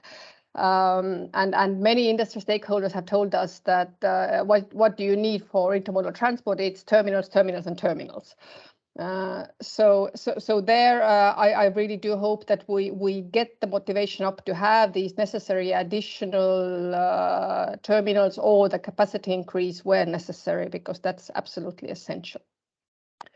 Then on the network part, it is also important to have the necessary network capacity and the capacity dedicated for the rail. That's absolutely obvious. We need to make sure that 700-meter trains are actually able to run on the network, because the modeling all bases that they are. There's further work to be done as regards the ability to use semi-trailers as loading units. There are things to be done on the network side as well. Then, of course, digitalization and the general increase of efficiency. There are so many things going on in that area. You've already mentioned the FT, which will help the communication with the authorities, and we also hope that it will help in the future the implementation or the use of the Combined Transport Directive. There's work ongoing in the Digital Transport and Logistics Forum as regards the interoperability of data or the data exchange, which is also very important to increase the efficiency. The study mentions or elaborates on the private initiatives, which are all very important. Which brings me to the last thing on my list, which is the cost. The competitiveness, the cost competitiveness. And this is where the Combined Transport Directive revision comes in. You all know better than me, or as well as me, that today the Combined Transport Directive in its current form is not efficient nor effective. And it's the third time we're trying to revise it. We are really trying to revise it in a way that it would have a wider scope as well as a higher level of promotion or support. The real question. I'm not a protectionist person, if that's the question. But the real question, and this is a really hard part of the ongoing impact assessment, is what is the level of support that is needed? Because if you support too little, you're wasting the resources and the modal shift will not happen. If you support too much, you have still waste of resources because there will be windfall profits, but you don't get more modal shift. And that is where we are at the moment focusing, or where we are with the impact assessment on trying to establish this. And this clearly is not an easy task. There is probably no one size fits all. So that's an important question to address. I think the most important point is that if you simplify what the Combined Transport Directive should do, in addition to all the general, the beautiful political words of reducing the externalities and all that, I think the practical point is, today we know that long operations are price competitive with the road only already. The very short ones probably will never make sense to be on the intermodal transport. So the question is really how much support is needed to bring this price competitiveness break-even point to shorter operations, so that we could make shorter operations competitive with road-only transport. And that really is the point. And the question is then on how much support should be provided and in what format. And this is what we are doing. The impact assessment will be ready in March, and the proposal is supposed to come out in April, somewhere in April. So we have a few more months to work on this. We've had consultations with the stakeholders, and we hope that we have all the information necessary to come with an important and really realistic level. I think the very important point to say here is that in addition to the Combined Transport Directive, we are also working very closely with the DG Competition to ensure that the state aid rules would actually support what we do in DG Move on the combined transport. Obviously, the state aid rules have a wider application than only the combined transport, but it's important that this time we move in the same direction when it comes to eligibility as well as eligible costs and the level of eligible costs that can be supported. And I wouldn't go into further detail. I think the discussions have been interesting. The situation on the market is clearly challenging, but I continue to believe that with the bigger uptake of intermodal transport, we can kill two flies in one go, if you wish. We can reduce the externalities as well as the actual consumption of energy. So it's very important. It remains a very important objective for us. And I really hope that all the initiatives that we have and that will also be in the coming greening of freight package will actually deliver what we need to do. Thank you. Thank you very, very much, Maria. So let's kill the flies together.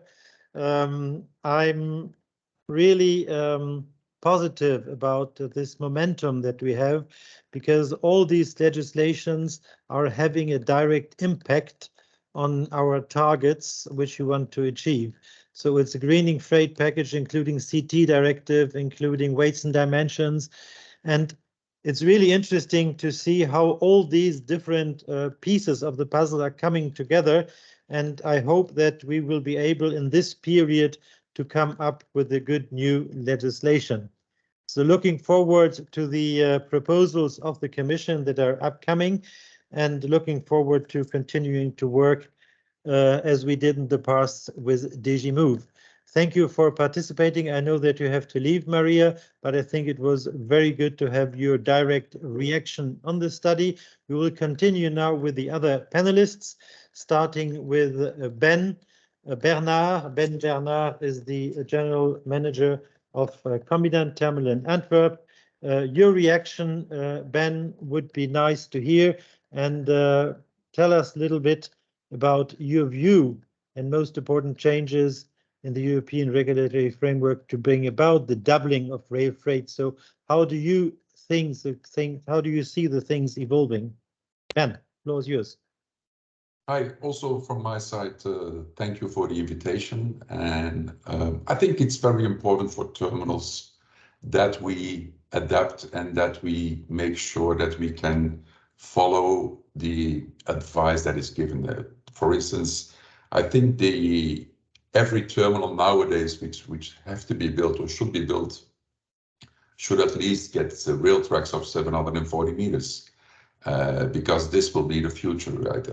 If we see it with us at Combinat, we've just finished an extra rail track of 760 meters, just to be prepared for the future and just to make sure that we can handle these units which will come. Also, all terminals and all intermodal terminals nowadays, they are working already with RMGs, rail-mounted gantries. And these rail-mounted gantries, they also use electricity from the grid. And this can be also green electricity. So also towards that, we are already doing a lot of effort to get towards that green modal deal, and to make sure that we, that we do not consume too much electricity or too much fossil fuels. So that's also very important. Otherwise, optimizing terminals, yes, and I think there is still a lot of possibilities in it. What I see in Europe is that there are quite a lot of terminals which still want to invent the new era, meaning we are going to build our own terminal operating systems, which is not really the case. There are already sufficient terminal operating systems on the market, which everybody can use and which everybody optimizes their terminal. By doing so, you also have then the communication with your customers. So that's also one point. I think nowadays you have to make your terminal as lean as possible, making sure that everybody involved in the segment can help them. And this is for me very, very important. The other thing is what I heard before was the doctor-patient relation. I don't think there is a patient. Well, there is a patient, but if you can convince that patient to believe in himself and to make sure that he can have a solution, that's already fine. You don't really need a doctor for that. I think we have to work together, and that's one of the main points also. If we can work together, all partners involved, all stakeholders involved, the operators, the terminals, the infrastructure companies, the end customers, the shippers, whoever is involved, I think if we can work together, that we can find solutions. And it's not the one or the other. I think it's when we work together, at that moment we can change it. And it's already working quite well. Yes, there are some hiccups, but without works, it will not gain better quality. So we have to do those works. But on the other hand, we have to stay positive, I think. And there is a great future for the rail. There's a big future also for the terminals. And we have to make sure that we are ready for the future. Thank you so much, Ben. So if I understand you well, the patient has to be patient. Well, the patient has to believe in himself exactly that it's possible. But he has to be patient as well. It will not come from one day to the other. That's true. And I didn't know what Maria was going to tell us, but what she said is, what do you need for combined transport? And the answer was terminals, terminals, terminals. And that's the reason why we have two terminals in the panel. Renate, please, the floor is yours to tell us a little bit more about the Austrian view of the things on how to achieve decarbonization in Europe. And if you could reflect on the 24/7 as part of the solution, that would be very nice. Thank you, Renate. Thank you very much, Charlie. Thank you very much for invitation. Yes, ÖBB infrastructure is making an important contribution to Austria's climate protection targets. Absolutely. We are the basis of shifting transport to the railways as a terminal operator. You asked me how we are prepared for the substantial growth. Our preparation is, if it's necessary, we have heard, is doubling the volume. If it's necessary, we double the terminal capacities. And let me give you some details. Starting point 2020, we have about 1 million TEUs. Already in the pipeline are about 500,000 more capacities, TEUs. So, and additional, we have finished concepts for additional capacities. So to double the actual capacities from about 1 million TEUs. Let's give me some facts and ideas for the next decade. For example, the plan is for the availability of these new capacities finished 2025 Vienna South. We have new capacities 2026 in Wels, in the middle of Austria. We have new capacities in 2027 in Villach, in the south of Austria. And we have new capacities 2029 in Wolfurt, in the west of Austria. So you see, I hope and I think we have done our homework and to provide the double capacities we have now. If you could reflect on the idea to boost capacity with 24/7. 24/7. Actually, most of the terminals we work 24/6. Why? Because it's that what the market is needed. 24/7 is not a problem if it's possible and if it's profitable. That's the point, because we are ÖBB infrastructure, but we as a terminal operator, we have to be profitable in the operating. And if the market needs it and it's profitable, it needs some time for preparation, and then it needs most of the time new employees. So it needs some time for preparation, an agreement with Works Council.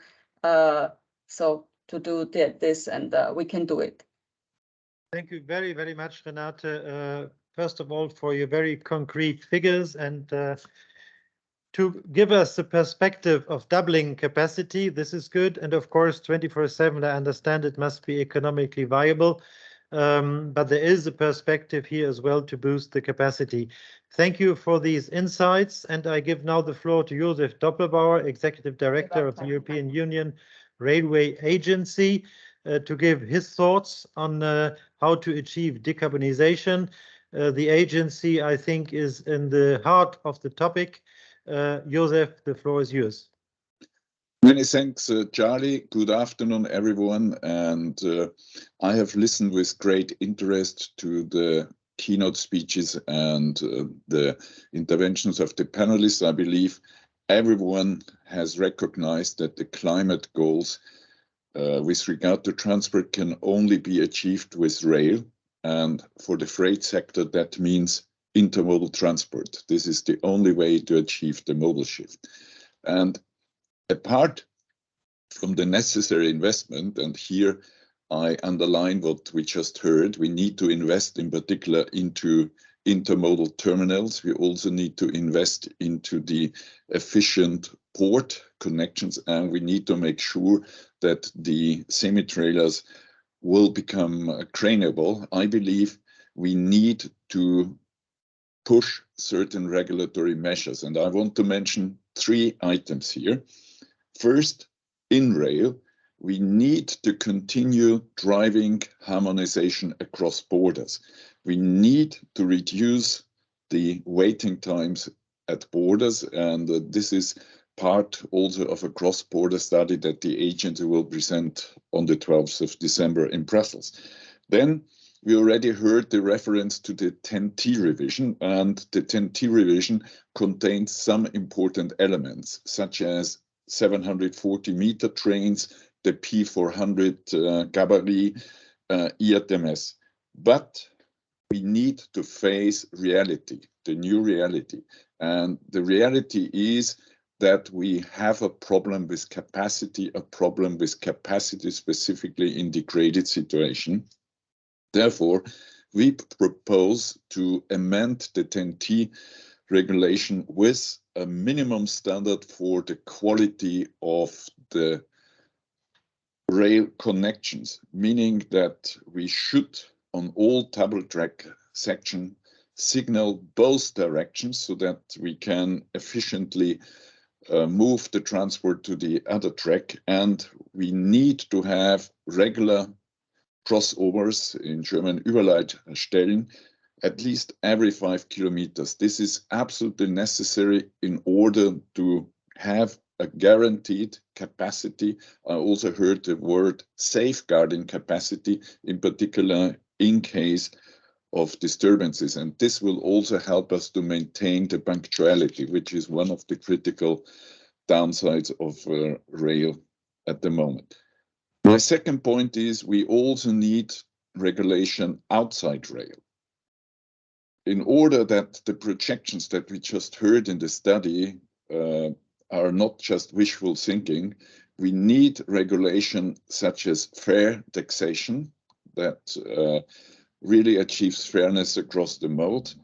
CO2 pricing, and I am convinced we need regulation that forces all long-distance freight, and here I am referring to distances longer than 700 kilometers. These should be forced by regulatory measures to be on rail. And if we do that, we will achieve the modal shift targets that we heard in the study. My third point is we need to drive digitalization. And for intermodal transport, digitalization means we need to enable cross-sectoral data exchange. For railways and for multimodal transport based on railways, we need to reduce the institutional complexity of this kind of transport. And with a proper digitalization, we can make the intermodal transport system much more accessible. In previous interventions, we heard about capacity planning. This needs to be improved as well. And we also need to improve the operational management. So digitalization can help to improve the performance of the railway system, but digitalization can only work and can only deliver if we have a proper and well-functioning infrastructure that is also resilient. And I believe with those 3 points in place, the decarbonization of transport with the help of intermodal rail-based freight can be achieved by 2050. Thank you, Joseph. Thank you very much for also these very clear demands. So we have to push regulatory measures. I understand harmonization at border crossing is most important, and of course the 10T revision as well, including all the parameters and also the P400, not only longer and heavier trains, but also the right profile gauge. I understand also that we need regulation outside of the railway regulation with a fair taxation and with long distance rate over 700 kilometers with CO2 pricing. I think this is a very important point. And your third point, to push digitalization to achieve a data interoperability, not only an interoperability between the countries, but also on the data side, is crucial and essential. I like the way you presented the cross-sectoral data exchange, because we are talking about intermodal. We are looking forward to have better connections to inland waterway, to ports, and to the road. So we really need this data exchange between the different modes of transport. Would it be EDI just as a standard interface? It could be part of the solution. And of course, we have to improve operations to have a better quality. Thank you for all that, Joseph. Let's come to our last speaker in this panel. It will be Peter Reinshagen from Ermeva, Managing Director. Please give us your thoughts on the topic. Peter. Yeah, thank you very much, Rafshai. We have heard about this impressive figure of 170,000 rail cars that are necessary to achieve the targets that have been described in the study. And I can assure you that this is we are working clearly on increasing the investment into multimodal rail cars. And I can confirm, even in 2022, operators and rental companies have continued to invest in rail cars this year, and this despite very adverse conditions at on the market. That we had huge supply problems, wheel sets, steel were not available, and of course exploding inflation, rail cars that have increased in prices by 20 to 30% since the start of the war in Ukraine. But despite this, we're going forward, and for example, Ermeva has bought 780 or will buy in 2022 780 new multimodal rail cars, and we will continue at a pace of more than 1,000 units per year for the years to come. Second point is really innovation that will increase the utilization rates. And a very quite soon action is the brake system. For example, we will move all our new multimodal rail cars to switch them from the standard brake system to the compact brake system, and this for the 120 kilometer system, the SS regime. And we are with Knorr-Bremse and Ermerer, we are at the moment doing the testing and working on the homologation of this new type of brake system for 120 kilometers in a 1BG mode. That means that brake blocks are less brake blocks are necessary.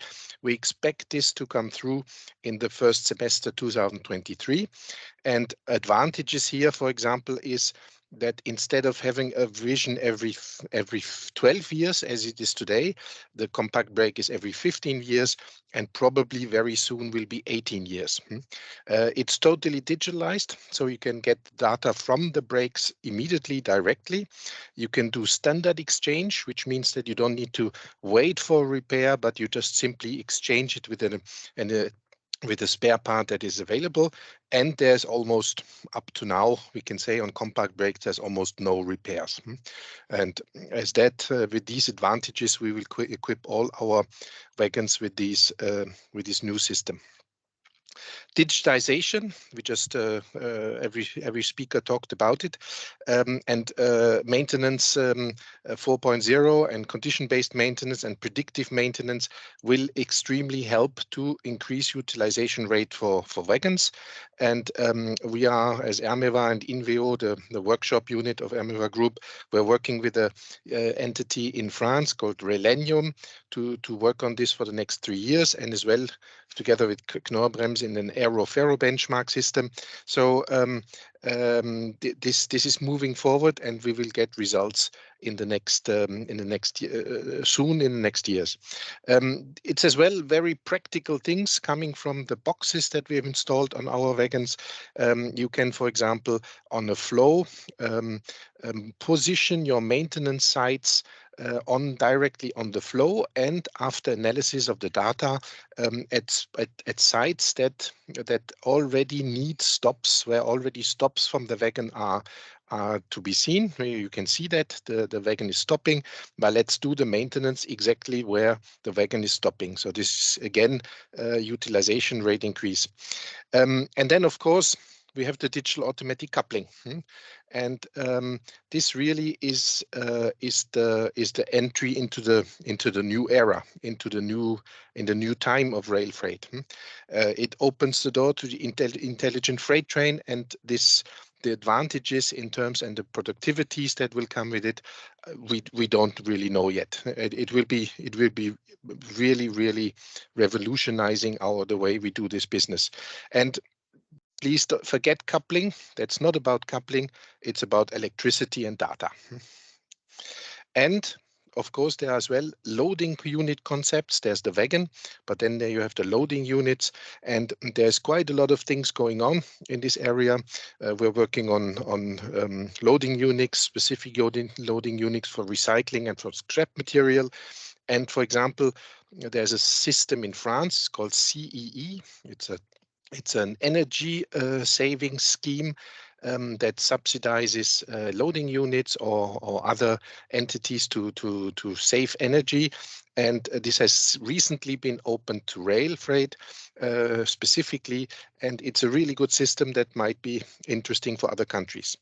And maybe the last point, and we had this just before with the terminals, it's really as well the cooperation between the wagon and the terminal to make data exchange available and to make sure that maintenance but as well loading data or running data, capacity management can be done instantly with the wagon, with the train approaching, and on a wagon by wagon basis. So there's quite a lot of ideas, and I think this will strongly improve capacity and utilization, and of course as well the confirmation for the continuing investment into rail cars for the future. Thank you very much, Peter, for all these solutions, because this is exactly what it is about. Maintenance, the digital automatic coupler, the certificate d'énergie, d'économie d'énergie. I think certificates will be a big issue in the upcoming years. Also, the trade with these certificates will come. So all this will be part of achieving the targets of decarbonization. And of course, what would all this be without energy efficiency? When we heard earlier from Peter Kish talking about the new reality, the most important issue was really the energy topic. And I'm really glad that we have with us Constanza Martins Leite Almeida, Policy Officer Unit B2 at DG Energy. And she will sum up a little bit her ideas on energy efficiency and how combined transport could be part of the solution to be achieved. I'm really happy to welcome you, Constanza. The floor is yours. First of all, thank you very much for the invitation and for the opportunity to be in here and to talk as well about energy efficiency in transport, which sometimes it's not as talked as it should as well. As already said during this morning, and to reiterate a bit this point as well, transport is really key. It's a really key sector in energy efficiency improvements. As we know, it is almost 1/3 of the final energy consumption, with a very big potential for energy efficiency, and with a really big need for energy efficiency solutions and improvements. What we are doing in the Commission and in DG Ener, in the Energy Efficiency Directive, we are currently recasting the directive, and we focus a lot on improvements on energy efficiency with two main targets, one overall target for final energy consumption and primary energy consumption, and most importantly, a target on energy savings obligation, which is the motor for the achievement of the overall target. And this overall target, of course, it's one of the key pillars for the European Green Deal. For these energy efficiency savings obligations, we account and we incentivize that measures in the transport sector are taken. But what we have been seeing is that for the fulfillment of this article, measures in the transport represent in the past period that finished in 2020 around 5% of the savings. So it is not enough, and we are aware of it. Just to give you a bit of context as well from the policy side, we saw that 58 policy measures were notified in the past periods, with only 14 focusing on freight. This has been throughout the 7 years that this obligation has been in place. So what we are doing now in our proposal to recast the directive is to increase the targets, which will force stakeholders and member states to also increase and intensify their measures in the transport sector. This is why this study is quite important for us as well, since it shows stakeholders and member states that combined transport is a solution, and that zero carbon door-to-door combined transport is extremely energy efficiency and is a way to decarbonize long distant freight transportation. And it can be, and it is important to also remind everyone that it can be a measure accounted for the fulfillment of the targets in the Energy Efficiency Directive. This also goes in line with our proposal to exclude fossil fuels as of 2024 for this target. So again, zero carbon combined transport is a possible measure, and it should be thought as it is. And this was what I aim to say. And again, we all know the period that we are going through. The targets are being increased, so new solutions need to be found. And as you say in the report, the technologies are there. So it is important that they are applied at a local and national level. Thank you very much. Thank you very much. And so if I understand you well, you have read the study which was just published today, and everything you see here is realistic. This is what I hear from you. It is indeed. We know that we need to have an ambition, an increased ambition in order to achieve our climate targets and repower EU as well. So yes, what we see is that this is a tool in order to achieve that. Very reconforting. That's great to hear. You've seen that unfortunately not all the panelists are still there. Renate had to leave at 12:15, Maria had to leave at 12. But I think we have still a lot of participants. And I just want in a few words to make a short resume of the day.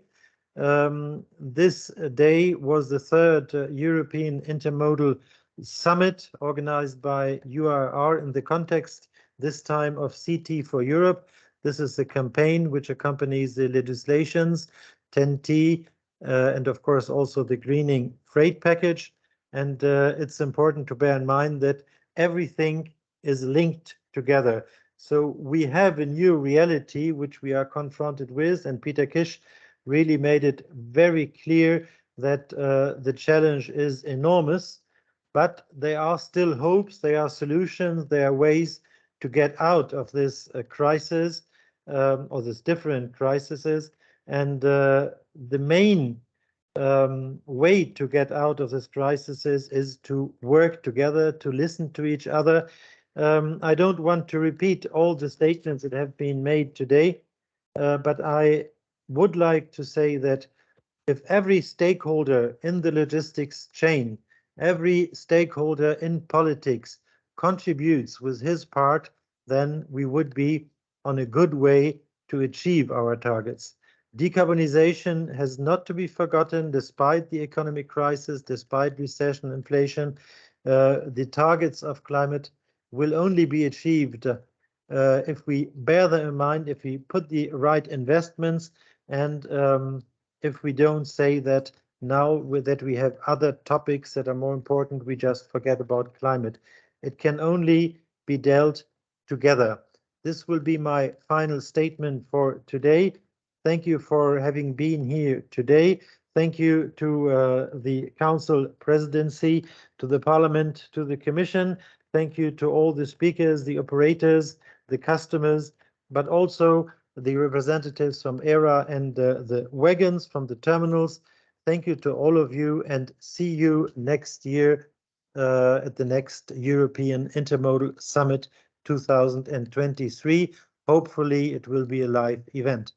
Thank you to all of you, and with this, goodbye.